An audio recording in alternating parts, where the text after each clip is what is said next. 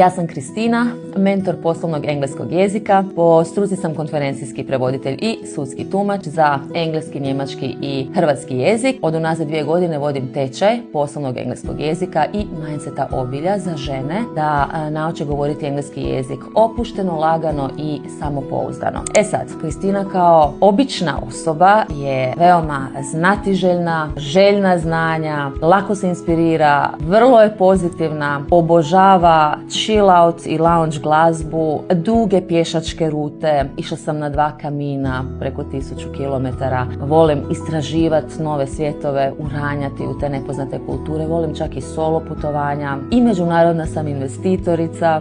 Od unazad 4 godine imam 2 financijska mentora, naučila sam jako puno njihovih strategija i sad kad sam to pretočila u svoj život vidim da to drži vodu, pa tomu poučavam i svoje klijentice kako da kroz engleski rade i na svojoj financijskoj slobodi.